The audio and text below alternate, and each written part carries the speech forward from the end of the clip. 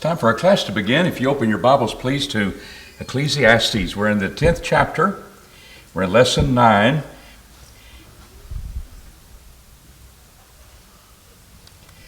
And last time we had a true-false question. Wasn't worded too well. I hope I improve on it now. We'll start there, just in case some people were confused with my lack of words, really. One who is wordy or says a lot of things on a subject is no doubt wise. Is that true or false? I guess no doubt ought to cue it for you. They say a lot of words and they seem important, but that's false, isn't it? That's not necessarily true. Notice in verse 12, the words of a wise man's mouth are gracious, but the lips of a fool will swallow up himself. He's going to destroy himself the more he talks. Let a guy talk, let him hang himself. Sometimes, not literally, but in the thoughts that he's presenting. The beginning of the words of his mouth is foolishness, and the end of his talk is mischievous madness. And so there's the sense of be careful, as we saw in the early ones, be careful about the words that comes out of a fool's mouth. Well, it won't matter anything. That's question number 10. It could become very harmful. Its craziness is harmful. A fool also, and this is our point, verse 14, a fool also multiplies words. Yet man knoweth not what shall be, and that which shall be after him, who can tell him? The labor of fools weareth every one of them, for he knoweth not how to go to the city.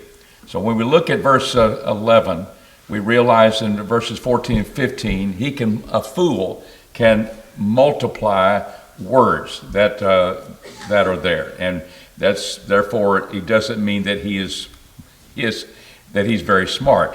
What should sober our thinking when we're enamored with our multitudinous words? A fool can say a lot of words. At the beginning, it looks good, but it can be very, very hurtful. That's why we should be careful about ignoring what people say. But notice the thinking when he says also. So it says, woe to a man who is going to be a fool about speaking words. But then he says he also multiplies words. So it's not, he doesn't have anything going for him, so what he says is not going to be very wise. He's a fool. Now he multiplies the words. So that makes him seem like maybe he's scholarly. He knows a lot of things. Or that person may know a lot of things. So there's the multiplying of the words that we pay attention to. And does that seems like that could be a problem? I've been with professors, and a lot of them were very wordy, and you realize I took notes what was important. They just said a lot of things. And they go here and they go there. They know everything, and yet they don't really seem to be helping anybody understand what needs to be understood because they're too much involved with themselves. They're not trying to help someone know something. So a fool can be that way. But notice how he says it. A fool also multiplies words, yet, that's inserted, man knoweth not what shall be, and that which shall be after him, who can tell him? So you're saying a lot of things, but why does he bring this up? Because he's brought it up before. It's a theme. Chapter 3:22, I think we can see a definite context. Wherefore I saw there's nothing better than a man should rejoice in his works, for this is his portion. Who shall bring him back to see what shall be after him? He repeats that here. In that context, you better enjoy every day you live. You better take the joy out of that. That's all you get. Because who's going to bring you back to see what comes after you? You're not coming back. You're not going to see those things. Enjoy the days, enjoy the fruits of your labor. We've seen that over and over again. So when you think about that in terms of this, he says a lot of things, but who's going to be able to bring you back to what you don't know what lies ahead? And it may be very difficult. It may be something that it's the end of you. You don't know. All you know is right now, and all he's doing is jabbering. All he's doing, or that person is just saying multitudes of words.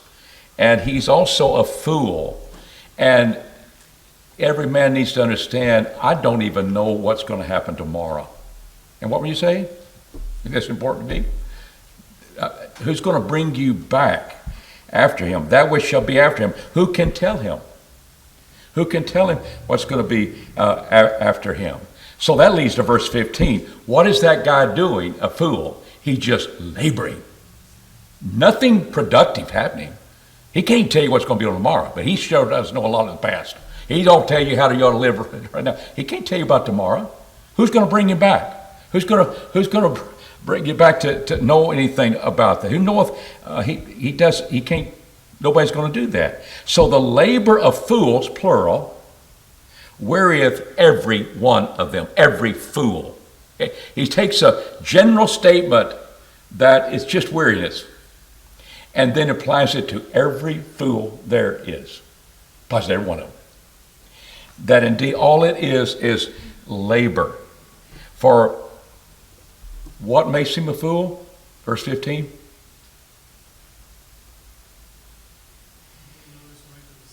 Yeah, everybody knows that. Can you get to Houston? Any fool can get to Houston. A city is out here. There are different ways to get there. He doesn't even know how to get there. It's showing the character of the fool who is just speaking words and thinking, I'm pontificating today. I'm not really saying something important. It's just a multitude of words. There's no wisdom behind it. This guy doesn't even know how to get to Houston. And you're listening to him, how to spend the rest of your life, how to spend events that you don't even know about tomorrow. And there's nobody going to bring you back to show you what's going to be like when you lose all of that. I think that's the point he's making here. He's characterizing a fool, and it becomes a weariness to have all of this so-called wisdom that a fool may have. But listen, what's his problem? He doesn't know how to get to town. And even in the days, this is a proverbial statement, even in the days, it's kind of like he don't even know how to get out of the rain. Every cow knows that. He doesn't know how to get out of the rain. He doesn't know how to get to town. And you're listening to him? And he's multiplying his words? First of all, the words that comes out of a fool's mouth, it can be very dangerous. And secondly, what benefit is going to give you for wisdom? Just beware of it. And you can see, as we've already seen, when a man speaks, he declares if he's a fool or not.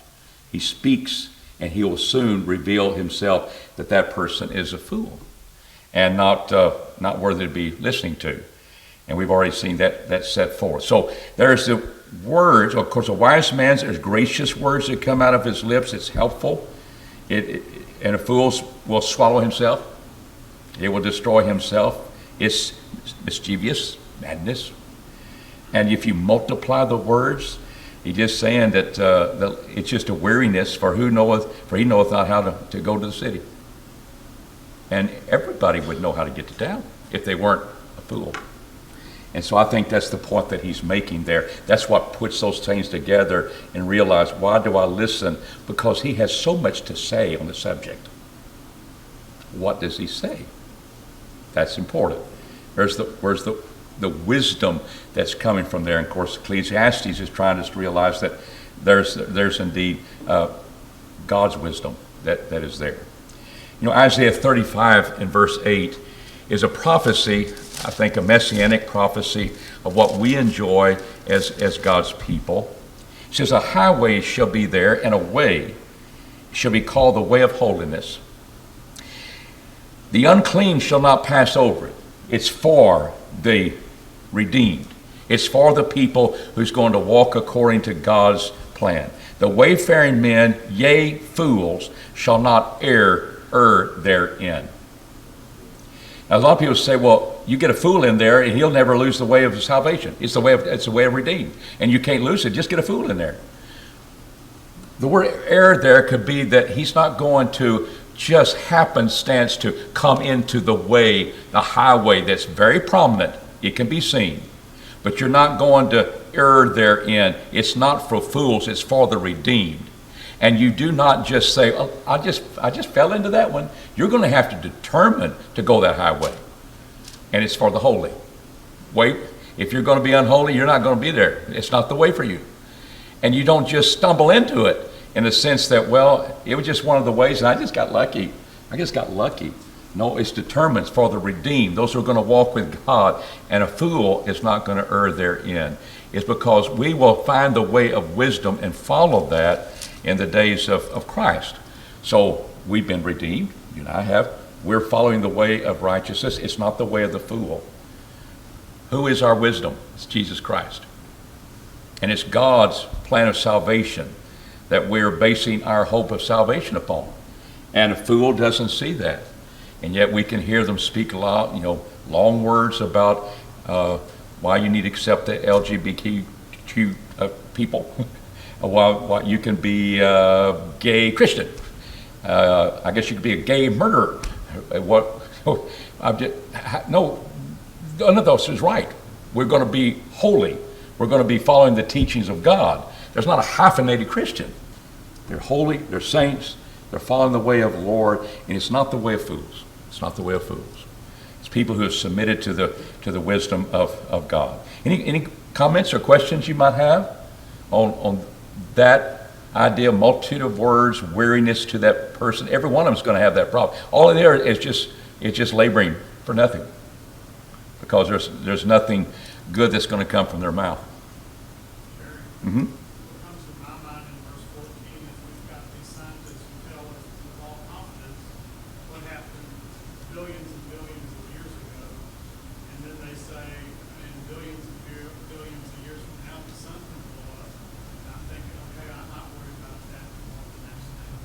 Yeah, that's right. And they try to impress us of their knowledge of things that, there are things that we can't say for sure what happened in the 13 and 1400s. Yeah, it's very true. And how God cuts to the chase of what our purpose here, that's what the book's about in it. All has been said. We'll get to the conclusion that I got through all the chase, and here's what I need to pay attention to. I think those are good points. Question number 13. What two circumstances regarding rulers spell woe to the people they rule? Verse 16. What are those two circumstances? Let's start, what is the first one he says? A child rules over you. Before we start thinking, we'll let this context determine that. This word child there describes Rehoboam at the age of 41. You wouldn't think he's a child, would you? But the word denotes that. So, at 41, even those days, you think that the person is a man. They start serving the army at 20. We have to be careful. That's just a little kid. And Josiah was 8 years old when he became king. He's a good king. And we think in terms like that. But notice how God takes us on this journey about this woe. So woe to the old land. There'll be the people when a king is a child. And what's the second problem that could occur? And princes, when did they eat? What's the matter with that? It's not good here. And we begin to, why is that a problem? Well, verse 17, contrast. Happy art thou, O land, when thy king is the son of who? Nobles.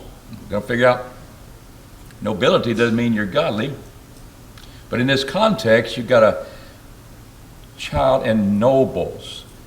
And maybe that child, we're not looking at his age too much. He's young, but the point is inexperienced. And here's nobility that's lived life that can give him good advice. And that's when you just have a child, he's going on in his foolishness. And then what foolishness is taking place with the feasting in the morning? He says the princes eat in due season for what purpose? For strength. And he tells you something else. Not for what? That tells me the feast that they're dealing with. What kind of feast are they having? Drunken feast. And they're going that way. Look at Isaiah 5 and verse 11. when we see the wickedness of God's people, when he says, woe to them that rise early in the morning that they may follow after strong drink. That will make you drunk. And he says that tarry late into the night till wine inflame them. So you could be waking up in the morning to feast, not to get your strength, not to get all my protein so I can serve God today.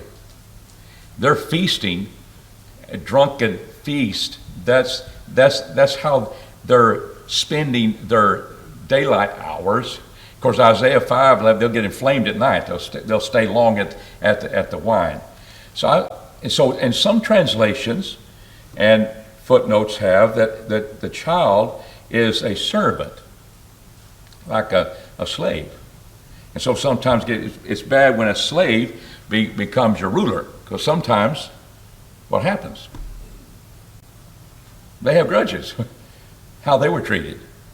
And they become dictators, and they become, I'll get even, I'll harm other people that have harmed me, instead of having the wisdom to rule in a way that overcomes the selfishness there.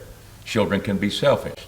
So the idea of nobility, in fact, that word nobility means purified by fire too. And we see how that's used. They're holy people. They've been purified as fire will purify things. We see that throughout the Bible as well. That's the word nobility. It's holy people. It's wise people following the things of the Lord. And if that's the child that has that upbringing, but if you're just a child, immature as far as the right ways of God are concerned, woe to the land that has a ruler like a child, or maybe a slave or servant, and then the princes that are ruling the country with you, how are they spending their time? They're going to parties and get drunk, having feast days and great mirth. And they're not paying attention to how they should rule. And I think that's the point that he's making there, that indeed the nobles and princes eat in due season for strength. There's a purpose of why we're eating. It's not to satisfy my lust and what I want, drunkenness, and just fulfill the lust of my flesh. It's to have the strength to serve God in a holy way. And I think that's the point that he's making there. Beware who rules over you. And are they taking care of business on behalf of why they're there, to rule over people? Solomon wanted the wisdom. He was a child. And in that context, he didn't have the experience. He was a child, wanted to know how to rule his people. God commended him for that. But woe to those who are going to be that way, and that are ruling over you. And they're going after feasting, not because they need strength for the day, is that they're just going to they're looking for strong drink early in the morning, Isaiah says. All right, any comments on that? Is there something you want to add to that? So, happy is when the king is the son of nobility, holy people, and our princes eat in due season for strength and not for drunkenness. And therefore, that's part. And it tells you why we should be addicted to food. Food is sometimes a crutch. It's sometimes something that we have. It's enjoyable, and therefore I'm hiding other problems in my life. So you eat and overeat and all of those things. Those things can happen.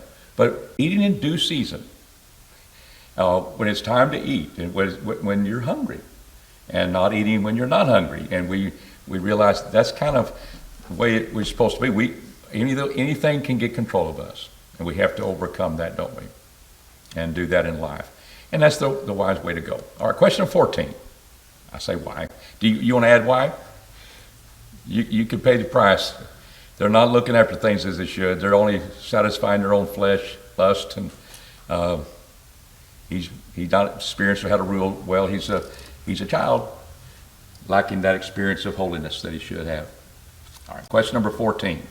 What will be instrumental in the roof leaking and sinking? So both times, first of all, the roof is sagging, and then the roof is leaking. And what will be instrumental in that happening? laziness. My Bible says slothfulness, and then he tells me what that might mean, that through what? Idleness of the hands the house will leak. Now, that's a proverbial statement, but do you get the truth out of that? Oh, I'm going to let that root go a little bit more. And all of a sudden, it just sinks one day. Too late, but sometimes you're too lazy. We'll just put a bucket underneath for a while. I don't want to get busy doing that. And are ignoring that. So again, things tear down, and they have to be attended to. That becomes very, very important. And so the Bible here and the Proverbs, but also Solomon in his writing Ecclesiastes speaks about the importance of not being idle, not being slothful, and being busy. And there's the sense of the honor of work, isn't it? It takes labor to repair what problems is sinking, and to plan ahead of that, and see what things lead to. That's wisdom. I have a lot of knowledge. I know those things can leak sometime, but now you're looking ahead. How can I solve that particular problem, and what wisdom can I employ? That we've already seen. If you'll just kind of refine that blade on that hole, it sure will cut those weeds a little easier. What are you doing? That's knowledge, and wisdom is applying it to it. Or I'm just going to hold real hard because I'm too lazy, don't know how, or maybe just too lazy to stop and sharpen that hole. And those are the types of things he talks about here in this chapter 10. But there's what we see where idleness will happen, and we've got to guard against that. Work is honored.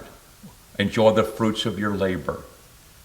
You have sown the grain, now God has blessed you with bread. He rewards you for work.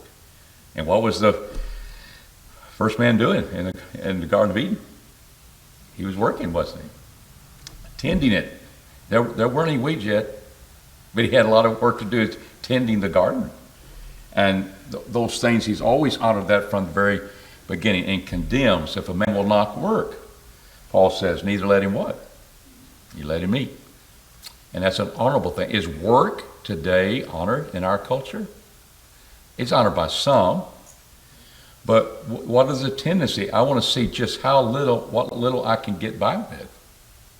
Instead of, I'll use all of my energy and I will go after that and do the best I can do, because they don't honor work. They're trying to get out of work. And some people are too lazy to even work.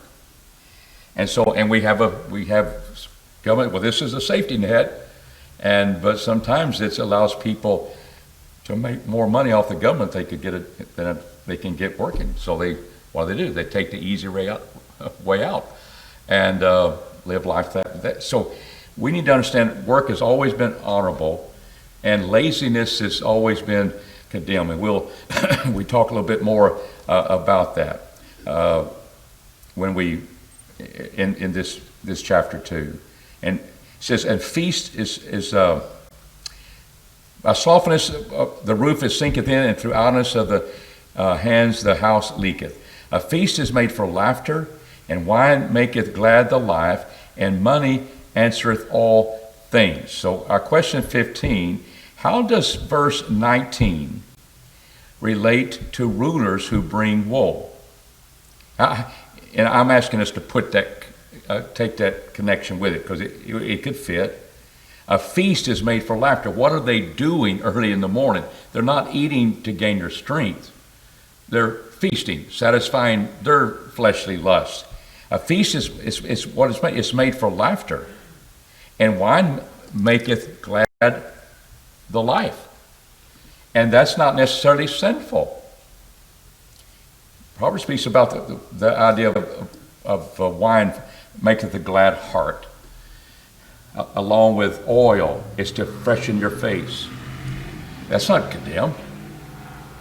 But all those things can be abused as well. They can be intoxicating, especially in the drunken feast. So let's look at this in a context people are lazy, people who are fools. Let's look at it in a way, this is a bad thing. This is a bad side of wine. And that, yeah, it's made for laughter when it's time to go work in the morning. It's made for laughter, enjoying a feast. That could be good, but I think it could be bad.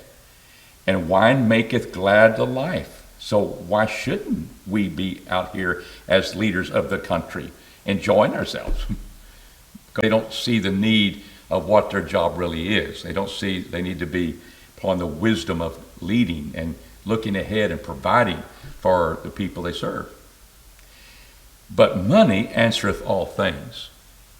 So I'm thinking along those lines, is that true? Money answers all things, and let's put it in a good context first. Wine's good, it makes you glad. So let's put it in a good context. Why are you always thinking negative? Okay, let's think positive. Does it answer all things? In a way, it does. If you want to eat, you're probably going to have some means of exchange to buy the food. And if you're going to get well, you're going to have some means of exchange to pay for that service from the doctor. And if you're going to buy appliances or buy a car and buy a place for a home, it's probably going to cost you some money. In a sense that money has its place, but it's not to rule over us. It's not to be our God. And it's just interesting. God made us with all these desires that we have, but he said, I want to keep it holy. So we have to battle the selfishness that we want to satisfy ourselves, like these rulers are, or this child is that's ruling, that you gotta guard against that. So I think, so here's the other side of this. Money answereth all things, so we can rob you. We're going to have our feast. And in order to keep this wine flowing and find all this food flowing, we're going to probably have to have supplies coming in, and we will conquer a country and kill everybody to get it. Money answers everything, And it leads you to use that money to satisfy your own lust instead of using that in service unto God. Like 1 Timothy 6 tells us. He gives us both sides, 1 Timothy 6, doesn't he? A love of money is the root of all kinds of evil. But the same thing, if you use that and set your hope on God and use that, share that with others, help others with that, then you're going to lay hold on life, which is life indeed. That's the good side of it. I'm just thinking that here it answers all things, even with the people whose minds are all set, and they will do anything for money. Will our government officials do anything for money? Some of them. All through history, that's exactly what they do for money. You wonder how things get kind of crazy. Well, they say, follow the money. You find out why people do what they do. And that's always been a problem. So I think in that sense it can tie, not that 19 is supposed to be tied in here, but I can reflect that. That's why maybe I'm thinking in a negative sense about how he's using money answers all things instead of the truth, reality that can be helpful. That's why we work to have a means of exchange, and a capitalistic society just runs on that. I just think going down this road the other day of just what it would be like to be blessed with our abundance if we didn't have a means of exchange. Or I had to do everything that I want to have. Got to go kill that cow. I got to go milk that cow. How am I going to get milk and cheese and protein? I got to do all those things. Or what would you? Well, I might want to barter. I have something that I have, and we can barter that. And anything can be of we can barter with things. People have done that with potatoes. When they had a lot of potatoes, they had something to barter with. So all of those things can happen, but capitalism gets things at their place. People like it. They want more of it. They get that, and it has a way of the sectors getting into H-E-B or Kroger, getting it where we are very blessed. to what we can put on our table. And thank God for that. But it's a very efficient system. I've seen what it is in communism. I've been there when I'm looking for bread, and all I find is molded bread, and I take it, because that's all me and the preacher had that day. And we liked every morsel of it. I don't care if it's green or what. It's good, because we were hungry. But all the shelves were clean. And all the elevators got stuck. Everyone I went on got stuck during the week. And you're closed in, and you don't know if anybody's going to come out. And one time, going up this next floor where we had our cart, we were in a fish market, and it got stuck between floors, and this lady would not let us out. In Russian, she said, "I got the rat trapped." She's looking at me. The rat is trapped. Got this American here, he's trapped. And they left me there for a while.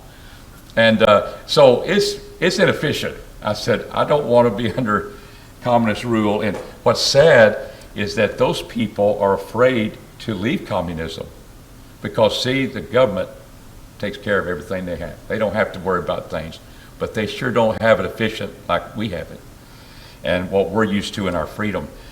So there's that other side. Money answers everything. Even the people who are going to do ungodly things will do that as well. Why should you be careful of what you think and say about your rulers?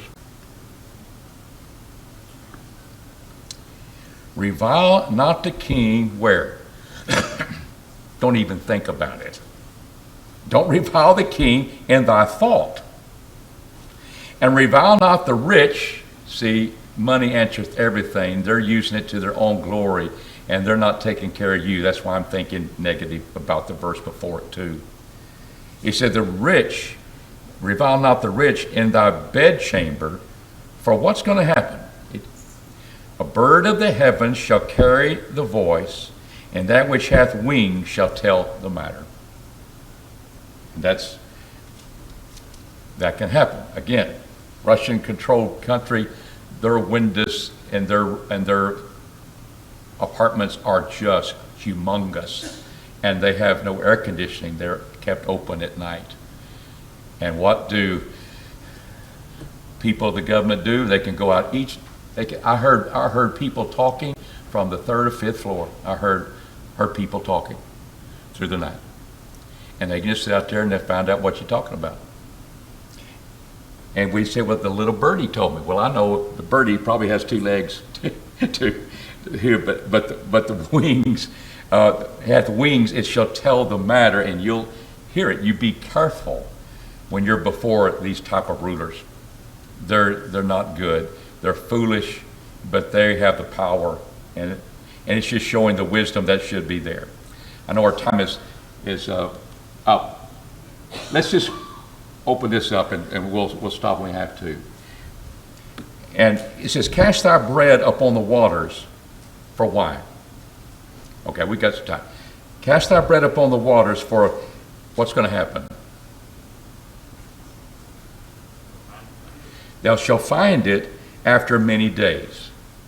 So the question is, and I'm not reading the rest of the context, but we should, but it could be, well, we're talking about commerce involved here. Spread that on the waters, thou shalt find it after many days. It will produce things, and you'll have commercial activity. Could it also be talking about benevolence? You're sharing with someone, and it will come back on you as a blessing. Could it be talking about that? Cast thy bread upon the waters, and you shall find it. Is there, Proverbs 11 and verse 25, what does that say for us? Because that's God's wisdom. He says, a liberal soul shall be made fat, and he that watereth shall be watered also himself. What is that passage teaching you? A liberal soul shall be made fat. That mean they're stingy. They're liberal, and he that watereth shall be watered also himself. He'll come back on you as a blessing. Could be. But what does the context drive you to? Let's see if we can answer that. Give a portion to 7, or even 8, for thou knowest not what evil shall be upon the earth. If the clouds be full of rain, and they empty themselves upon the earth. And let me just stop there. Did you get rain on today? Did you get rain today? Some people didn't. Some people did. But I tell you what, where that cloud was, it's where it's going to rain. Ain't not a thing you do about it. You may miss it, you may get it. Isn't that what he's wanting us to? Because next, notice what he says also. If a tree shall fall toward the south, or toward the north, in the place where the tree falleth, what's going to happen? There shall it be. Until a teacher with a school of young people go out in the woods and they get all the sticks and bring it all together and form a border, and then they put all the different colored leaves and they see what artistic people they are. And then they leave it there. Well, who set that there? People did. But when the tree falls in the forest, we talk about, does it make a sound? But the point is, that's where it lies. He that observeth the wind shall not what? Shall not sow. He that regardeth the clouds shall not weep. As thou knowest not what is the way of the wind, or how the bones do grow in thy womb for her that is with child, even so thou knowest not the work that God doeth. So in the morning, sow your seed. Have activity. And it said it may prosper, whether they both shall be alike good, or whether this will prosper and the other will not. That's diversification. 7 or 8. And don't be lazy. Because what happens when it's coming up a storm and the clouds are coming, you're beholding the clouds. I was going to mow the yard today, but I'm sure not going to do it today. Got rain, that'd be horrible. So we put it off. We don't do that. And realize you could have gotten it all done. When you, hour and a half, 2 hours later, got to sprinkle a little bit and it's gone. But you could talk yourself out of the work if you're regarding those things. So sow in the morning, and in the evening, do what? Well, rest, you idiot. You've done all the work you need to do. You got the sowing done. That's enough. Why don't you do something else to fill that day? And maybe it didn't tell you what it is. It just says get busy. Spend your day with busyness, because you don't know if both will prosper or one will and one will not. Diversification. Work. Don't regard the clouds and the rain and the idea of, well, I can't sow with the big wind going, especially how they sow it. It just go everywhere. I don't think I'll sow today. And I'm not going to reap the fields. It's raining, wet. We can't work today. Extend your hand. Do something when you have that moment, because that's the day that you have. But I think he's emphasizing more than benevolence or more than commercial activity is diversification, because a tree may land on that garden and the other garden you had going up there, hey, you survived it. You diversified. And what do people tell you about investing? Don't put all your eggs in what? One basket. Because that indeed may be a problem. It may be there, but you are diversified. I think there's the wisdom of that. Anybody want to talk about that? Because there's passages where I do good, I will be blessed again. And so many people look at that. It's almost like karma. What goes around goes around. It comes back. So you do good. No, that's Indian stuff. But the point is, here's godly stuff that we're doing that. Question number 2. What does observing the winds and clouds paralyze us from doing? We're so caught up in the weather that we're not going to do anything. We'll become lazy people. What should we be doing even though we do not know everything? Notice in verse 8, yea, if a man live many years, let him rejoice in them all. But let him remember the days of darkness, for there shall be many. All that cometh is is vanity. So I may not know everything that's going to happen, so I'm going to be sowing the seed when I can. Even I'm not going to withhold my hand from activity, for you know not what shall prosper, whether this or that, whether they both shall be alike good. And what happens is they're both alike. You just profited more. You wouldn't have done that if you didn't extend your hand to do more. Fill your life with good things, but the wisdom is indeed involved in that. And if you live long enough, what should we do about our days? And we'll have to close with that. If you live long enough, which means live 10 years or something, what you do, what your days are like. He tells us, let him rejoice in them all. That's what we get out of our day. But he says, but let him remember the days of darkness. No way, Jose. I'm not going to do that. I'm looking away from that bad stuff. But he says, in the days of adversity, consider. And there's some wisdom. Remember the days of darkness, for they shall be many. All that cometh is vanity, because you don't know what lies ahead of you. And therefore, you enjoy what you have and take lessons from what you feel like you fail in. Because all of it it's just a race, and you're going to die. And he's just telling us that's life under the sun as he builds up to how we should live our life. And he's been talking about it a little bit at a time, but he'll hit it at the end. Any questions or comments before we close? Okay, thank you.